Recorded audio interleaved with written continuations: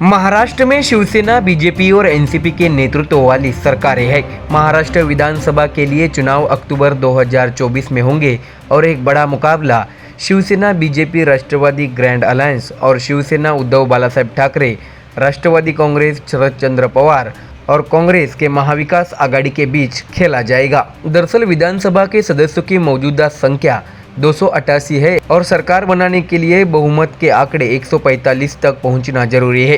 फिलहाल 105 विधायकों के साथ बीजेपी सबसे बड़ी पार्टी है।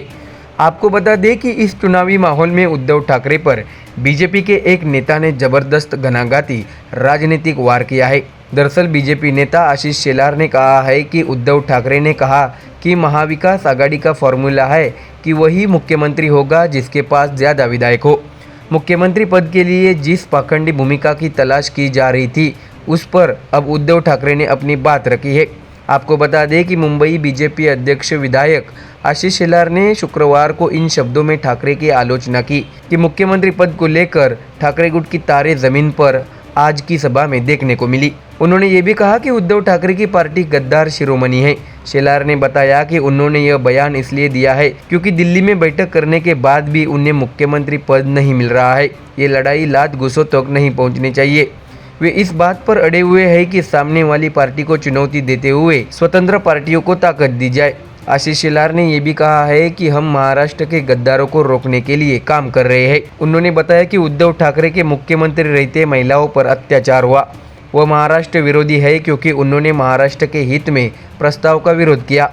आशीष शेलार ने बताया कि हम महाराष्ट्र के गद्दारों को दफनाए बिना नहीं रहेंगे। उद्धव ठाकरे की पार्टी गद्दार शिरोमणि है। शेलार ने कहा कि आपने महाराष्ट्र के मतदाताओं को धोखा दिया, अब दूसरों पर उंगली मत उठाइए। साथ ही आशीष शेलार ने वरिष्ठ नेता शरद पवार की भी आलोचना की। अपने भाषण में पवार ने दावा किया कि संविधान पर संकट अभी भी खत्म नहीं हुआ है। शेलार ने कहा कि इस उम्र में पवार को झूठ बोलना शोभा नहीं देता। शरद पवार का बयान पूरी तरह से झूठा है। संविधान में सबसे ज़्यादा बदलाव कांग्रेस ने किए हैं, तो पवार साहब अपनी आंखें खोलो। प्रधानमंत्री ने कानून को ताकत दी है। उन्होंने कहा कि पवार साहब झूठ फैलाने की कोशिश न करें। इससे पहले सभा में बोलते हुए शिवसेना ठाकरे गुट के प्रमुख उद्धव ठाकरे ने अपील की कि पृथ्वीराज चौहान और शरद चंद्र पवार यहाँ मुख्यमंत्री के चेहरे की घोषणा करें। मैं उसका समर्थन करता हूँ। हालांकि सभा में मौजूदा कांग्रेस और एनसीपी शरद चंद्र पवार पार्टी के शीर्ष नेताओं ने उद्धव की अपील पर कोई प्रतिक्रिया नहीं दी।